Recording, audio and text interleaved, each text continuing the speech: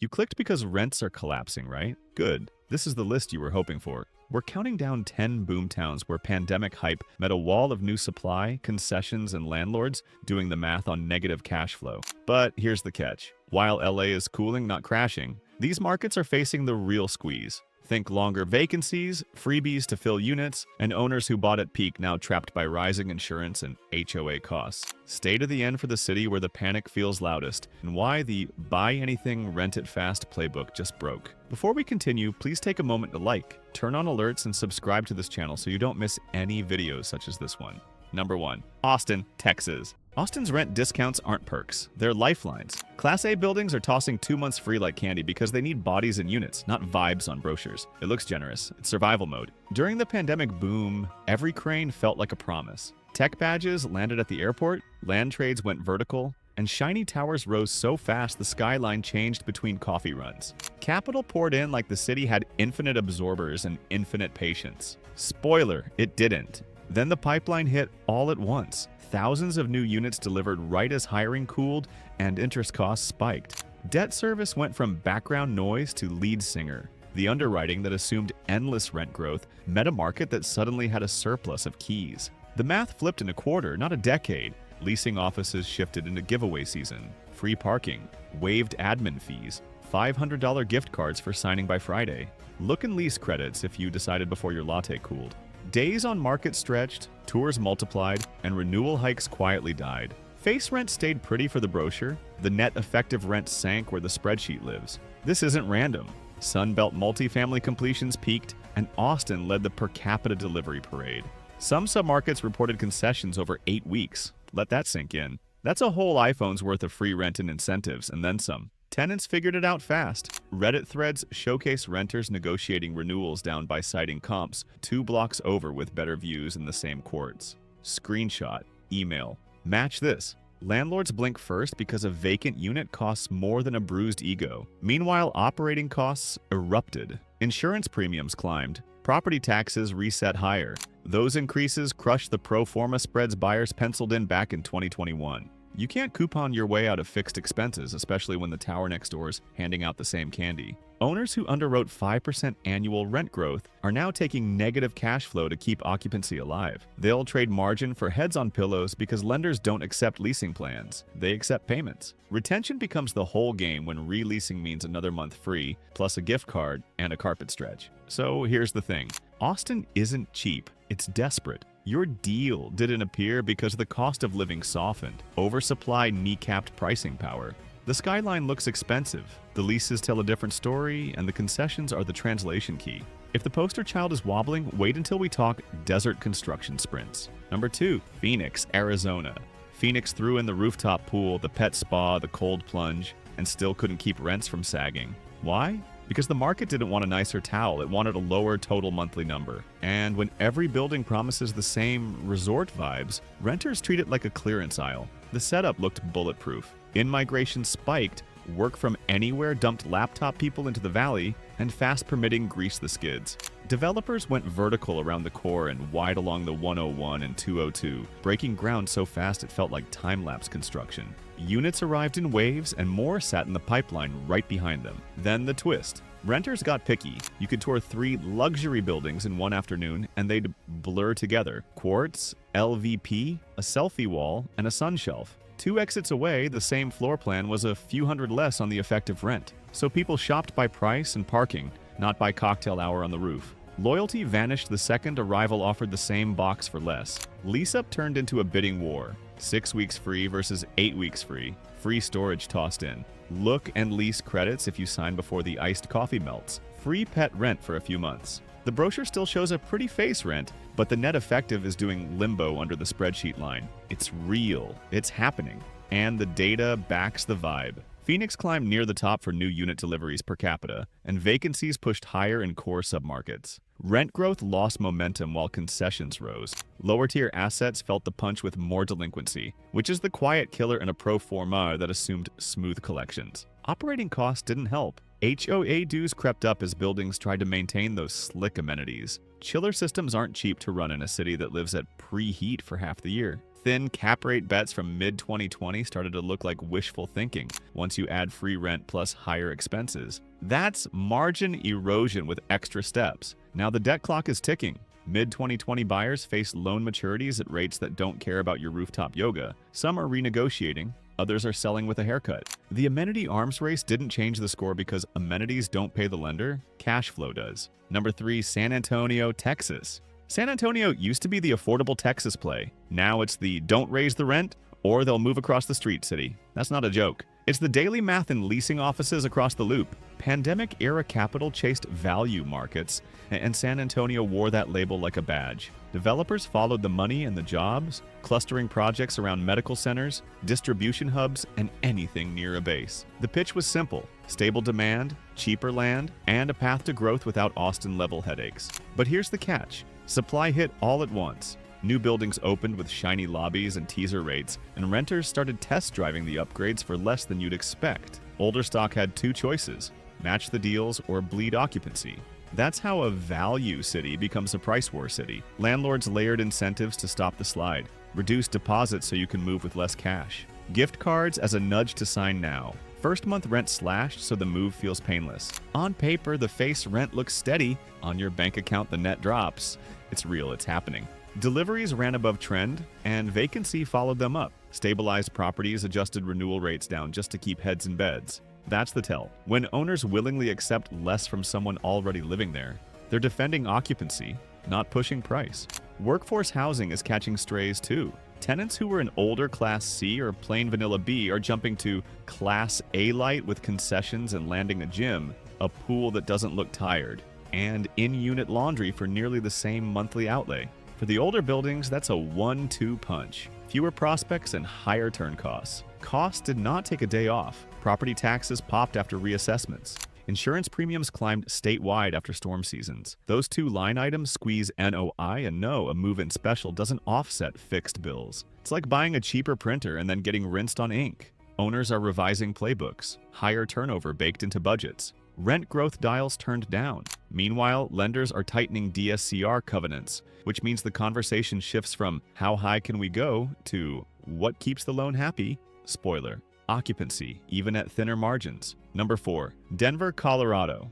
Denver sold a lifestyle and delivered a lease special. Where did the premium go? The city promised rooftop views, trailhead weekends, and a craft beer on every block, then handed out discounts like wristbands at a festival. Urban migration poured into the core, and Rhino turned into the glossy postcard. Developers chased that energy with mid-rises that looked like they were copy-pasted: concrete, glass, and curated murals. Lodo kept pace with location tax swagger, and for a minute, people paid it. Then the calendar caught up. High interest costs hit at the same time a fat pipeline of new units landed. Tech and startup hiring cooled, softening the top end of demand. That's the combo move. You've got more keys than takers and financing that wants bigger checks. The lifestyle pitch still slaps. The absorption rate doesn't. Concessions are now standard in hot submarkets. Waived parking that used to be a hard no. Lowered pet rents because that labradoodle suddenly negotiates. Short-term discounts that make the net effective rent slide under the headline number. You'll see the pretty price on the listing and the real price on your ledger. The research trend is blunt. Vacancy is elevated in the urban nodes, and rents are flat to down while the cost of living stays high. That mismatch forces operators to move from offense to defense. They'll promote the weekend farmers market while quietly shaving 2 months of fees behind the scenes. Renewals tell the truth. Managers push a modest increase, then fold when you forward a rival quote from 2 blocks over with free storage and a better view. Tenants know the market now. Listings and forums made it transparent. If your building won't play ball, someone else will by 5 p.m. Operating costs add pressure. Insurance premiums marched up. Maintenance isn't optional when your winter includes snow removal and HVAC doing interval training from October to April. Those line items trim NOI, especially on 2021 to 2022, buys that assumed smoother weather and cheaper risk. Renters are basically shopping with screenshots. It's a weekly sport. Collect the deals, send the email, wait for the counter. Landlords play defense to protect occupancy because a vacant unit burns cash faster than a bad ski lesson. Occupancy is king. Margin can sit in the penalty box. Number 5, Memphis, Tennessee. Investors bought Memphis for cash flow. Then vacancies and delinquencies showed up like uninvited roommates. And you expected mailbox money. You got texts about broken HVACs and a tenant who moved out last night. During the boom, single-family rentals and C-class multis looked like easy wins. Low entry price, decent rents, and a spreadsheet that smiled back. The pitch was simple: stable cash today, appreciation tomorrow, and management you could outsource. Sounds tidy, right? But here's the catch. Economic shakiness squeezed renters and repairs got pricey fast. Insurance premiums climbed across the Southeast. Margins thinned. Tenants stretched budgets until they snapped. Late pays, partials, and then skips. You can't deposit a promise. You can only carry a vacancy. So landlords face the choice they hate: cut rent to fill the unit quickly, or hold out and watch the clock eat a month, then two, while make-ready costs stack up. Every extra week means utilities, lawn care, and a contractor bill you didn't forecast. Cheaper on paper turns expensive in real life. Rent growth slowed, especially in the lower-tier stock. Delinquency ticked up where incomes are fragile. Insurance hikes hit NOI directly. The spreadsheet that worked at last year's premiums doesn't work now. Let that sink in. Your so-called fixed costs aren't fixed anymore. Out-of-state owners feel it the most. Finding reliable contractors is a part-time job. Turnovers take longer because the drywall guy is booked and the cleaner ghosted. Each delay stretches downtime, and each stretch drags your annual return lower. That's how a strong cap rate becomes a weak year. Evictions carry time and legal costs that wreck IRR for small operators. Pro formas assumed clean removals and quick turns. Reality runs on court calendars and process servers. Miss 2 months of rent, add filing fees, then pay to rehab after a rough exit. That's real money, not theoretical risk. The 10% pro forma yield, it got chewed up by downtime, credit loss, and surprise capex. Roof patches, water heaters, flooring after a pet situation. Every one-off becomes a line in your P&L. It's death by 1,000 invoices. Number 6, New Orleans, Louisiana. In New Orleans, rent isn't collapsing because demand vanished. It's collapsing because insurance ate the business model. People still want to live here. The food, the music, the vibe, steady draw. But the bill to keep a policy in place, that's the real villain. The setup looked safe. Tourism recovers, festivals return, and the historic housing stock stays charming even when the paint peels a little. Investors came for short-term cash and long-term holds, betting on that cultural magnet to keep units full across the calendar. Sounds like a lock, right? But here's the catch. The insurance market flipped. After heavy storm seasons, premiums in Louisiana spiked and carriers left. Coverage got pricier and harder to secure. Owners didn't just pay more, they fought to even get quoted. That hits the P&L harder than any concession strategy can offset. So landlords moved to defense. They trimmed asking rents or layered concessions, free parking, waived fees, move-in credits, to keep tenants put, even as premiums soared. The face rent stays pretty. The effective income drops. It's real. It's happening. And it's not because the unit is bad. It's because the policy costs more than your last vacation. The research is blunt. Louisiana premiums skyrocketed post-storm. Some insurers exited, pushing owners into more expensive options. That ripples straight into operating costs. Pro formas that worked before? Toast. You can nudge rent. You can't negotiate a hurricane. Condo and HOA properties added their own pain. Special assessments for roof work, flood mitigation, and higher master policy costs landed like a second mortgage. Monthly outlays climbed well beyond what spreadsheets assumed. It's like buying a used car for cheap and then learning the oil changes cost as much as a gym membership every week. Vacancy only stabilized when owners accepted flat or lower rents. That's the tell. New buyers who underwrote with lower insurance and cheaper debt are staring at negative cash flow even at decent occupancy.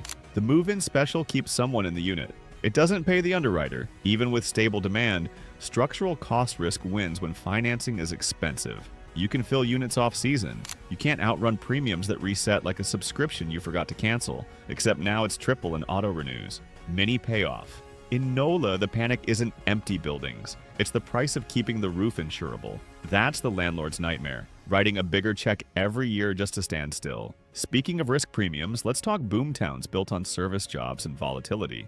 Number 7, Las Vegas, Nevada. Vegas landlords bet on endless inbound demand. The house won again. For a while, the tables were hot. People moved in, service jobs came back, and rents shot up like a jackpot light. Developers read that as a green light and broke ground from Summerlin to Henderson, stacking units like chips. Then the deck changed. A wall of new supply hit just as the macro turned choppy. Hospitality and entertainment paychecks wobble when the economy hiccups. Renters did the math, shrugged at 2022 pricing, and hunted deals off-strip. Loyalty? It lasts exactly as long as the next special across the boulevard. The leasing game went full promo mode. 2 months free banners at entrance drives, waived application and admin fees on the spot, reduced deposits so you can move in with less cash, especially across those sprawling garden-style communities with 3 pools and a clubhouse you'll forget exists after week 2. The face rent stays glossy. The net effective slides under the line your landlord cares about. Vacancies climbed, particularly in those fresh lease-up properties. Rent growth? Flat to negative in key submarkets, which is polite code for cut the price or hold the bag. Heavy concessions are the only way to keep the tour-to-lease ratio from tanking. It's real. It's happening. Operating expenses won't blink. Insurance premiums moved up. HOA dues crept higher. And those Vegas specials, evaporative coolers and sparkling pools, aren't free to run when it's 106 and the wind is a hairdryer. Every cannonball costs you. The debt side is no kinder.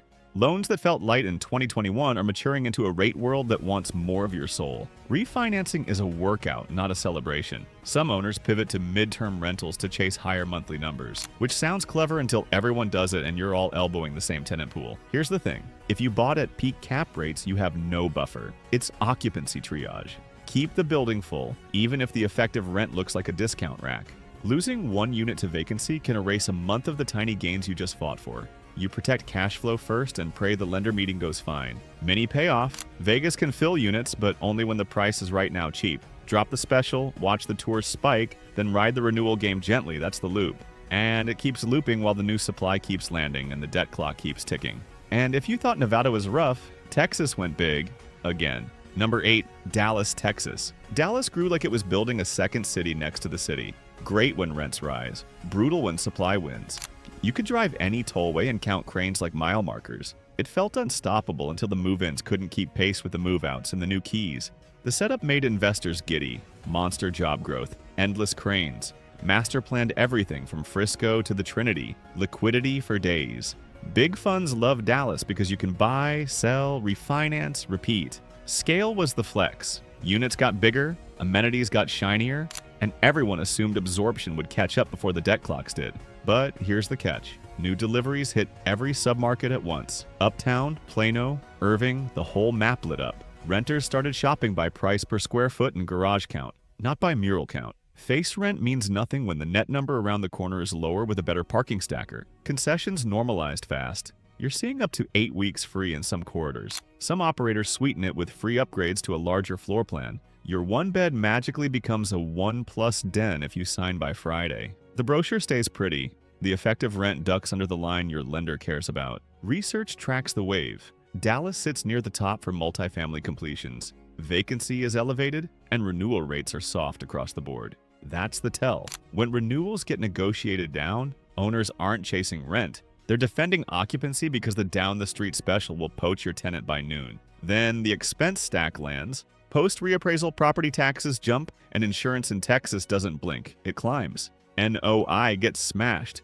You can waive pet fees all day. The county appraisal and the carrier invoice don't care. It's like grabbing a discount on a flight and then getting hammered by baggage fees at the gate.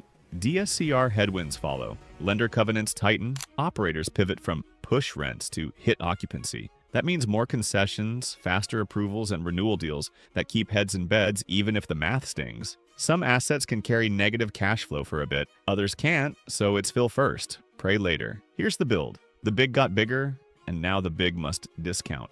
Scale doesn't beat a supply glut. If your comp set drops 2 months free, you match or you bleed. Simple game, annoying rules. Mini payoff. In Dallas, the spreadsheet says, fill the building, worry about margin later. Tours today, approvals tonight, move-in Saturday. Sunshine doesn't pay the mortgage. Theme parks and tourism towns are learning that in real time. Number 9, Orlando, Florida. Orlando's renters do the math. If a tower across the lake throws in 2 free months, loyalty vanishes. You're not married to a building when the building down the street hands you a rent holiday and a waived admin fee like a welcome basket. During the pandemic, the tailwind screamed, can't lose. Tourism crawled back, flights filled up, and developers took the hint. Cranes showed up near job hubs, from hospitality corridors to medical clusters, and the unit pipeline swelled. The thinking was simple. Steady visitors, steady paychecks, steady occupancy. That worked until the supply landed faster than incomes could keep pace. Then reality checked the vibe. A service job-heavy economy can't carry 2022 rent levels without sweeteners. Hosts, line cooks, ride operators, retail staff, They all shop on take-home pay, not brochure copy. When wages freeze but deliveries spike, the market becomes a coupon war. So concessions surge where the jobs are. Leasing teams roll out move-in bundles that stack incentives. 2 months free, waived amenity fees, reduced deposits, even look-and lease credits if you sign before your latte cools. On paper, face rents look proud. On your bank app, the net effective slides. It's real. It's happening. Vacancy rose alongside those deliveries and rent growth stalled. At the same time, Florida insurance climbed steeply after rough storm seasons, smashing operating budgets. That's the squeeze. More units to fill while premiums chew through NOI. You can offer a free month. You can't haggle with wind risk. Owners juggle storm hardening and rising HOA dues while trying to keep the headline number intact. The trick is the hidden discount, free rent, fee waivers, one-time credits. So the listing stays pretty and the effective rent gets competitive. It's like buying the flight at full price and quietly dodging baggage fees with airline points. Renewals softened. Tenants stare at a modest increase and bounce to a newer spot with a lower total monthly outlay. Downgrade moves are common. Trade the quartz counters for a solid price drop and call it a win. When the ledger screams, the Instagram pool becomes a nice-to-have, not a deal keeper. Here's the thing. The pool helps the tour, but the spreadsheet closes the lease. People choose the best all-in monthly number. That's the rule. Add-ons and upgrades don't beat a cleaner bottom line, and renters know how to play the quote game. Mini payoff, Orlando's forever full myth, gave way to a pricing war with mousier smiles. The parks stay busy, the concessions do the heavy lifting, and at the final stop, Florida's Gulf Coast, where insurance turns an ordinary vacancy into a 5-alarm fire. Number 10, Fort Myers, Florida. In Fort Myers, it's not, can you fill it? It's, can you insure it and still make $1? Let that sink in. You can lease units all day, but if the policy quote makes your eyes water, you're back to zero. Post-hurricane, the rebuild energy was loud. Contractors, dumpsters, and investors flying in with coastal lifestyle dreams. Capital flooded in chasing beach-adjacent rents and a sun and palm trees brand that sells itself. New product hit the map, while older buildings patched roofs and upgraded systems just to qualify for basic coverage. But here's the catch. Reconstruction costs and insurance premiums sprinted past what tenants can pay. Construction bids came in high, carriers reduced coverage or exited, and the replacement policies weren't bargains. So you've got new supply landing into a market where renters have a hard ceiling on monthly outlay. That disconnect shows up fast in your P&L. Leasing teams shifted to defense, concessions to stabilize occupancy, waived admin fees, move-in credits. A free month on a 12-month term. It keeps the tour-to-lease conversion alive, but it kneecaps the net effective rent. Meanwhile, HOA special assessments hit like a second mortgage. Roof work, flood mitigation, code upgrades, your monthly nut climbs while your revenue slides. Florida's Gulf Coast insurance spikes are the headline and the fine print. Carriers pull back, coverage narrows, premiums jump. Operating margins get eaten before you've even paid maintenance. The math that worked with pre-storm premiums doesn't work now, and no, you can't upsell your way out of it with a dog wash. Another twist, short-term rentals pivot to long-term to find steadier cash. Owners want predictability over vacancy roulette. That wave floods the long-term pool, saturates options, and pushes effective rents lower as landlords undercut each other to stay full. Supply isn't just from new builds, it's from converted inventory. Vacancy only improves when owners accept lower net effective rent. That's the tell. Renewal growth flattens because tenants know the comps and they have choices. Push too hard and they move 2 blocks over for the same square footage and a fresh promo. It's real. It's happening. Layer in today's debt service. Higher rates meet coastal risk and erase the cushion peak buyers thought they had. The spread between gross rent and all-in expenses collapses. A couple of policy renewals and an assessment, and you're staring at negative cash flow even with decent occupancy. Mini payoff. Fort Myers is the final boss of this cycle. You can lease it, but the expenses win. So here's the thing, the buy anything, rent it fast. Playbook is over. Now you underwrite pain first and hope the ocean view still makes sense after the invoice stack. 12. Payoff. The uniform pattern behind the panic. Different cities, same trap, oversupply, higher operating costs, and debt that doesn't blink. That's the through line. The names change, the concessions menu changes, but the math is identical. You don't beat that with rooftop yoga, you beat it with a cleaner P&L, and even that's getting harder. Pandemic hype told investors demand was bottomless. Deals got underwritten on momentum and cheap money. The pipeline exploded. Then the invoices hit. Insurance stepped up a weight class. Property taxes reset higher. Hiring cooled. Renters suddenly had options the brochures didn't plan for, and they knew how to use them. Here's the twist. Concessions are the makeup on a bad day. Face rent stays photogenic. The net effective is doing the limbo. Renewals soften because tenants wield screenshots like coupons.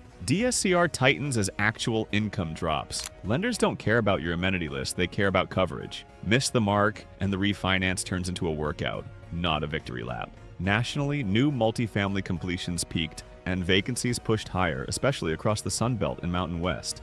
Concessions rose with them. That's not a vibe. That's a supply timeline colliding with slower absorption and cost spikes. Owners throw weeks free, waive fees, and hope occupancy keeps the bank calm. Owner psychology flipped. It went from offense, raise rents, refinance, repeat, to defense, cash preservation first. Retention bonuses over marketing splashes. Managers babysit expirations, push tiny increases, then fold when a rival quotes lower. Behind the scenes, lenders get calls about interest reserves, extensions, and let's talk options. Here's the thing. The Great Rental Reset isn't demand dying. It's the bill for easy money coming due. Debt maturities don't care about vibes. Rates reset, pro formas break, markets recalibrate as financing ties to the 10-year, not your wish list. Let that sink in. So you underwrite flat rents, fat expenses, slow absorption. You hunt real cash flow, not brochure math. Would you buy in a market where the deal is 2 months free? Comment, I want yield, or I want sleeve. Like this video so the algorithm thinks I'm important. Subscribe because someday you'll want to escape. Next up, the quiet winners.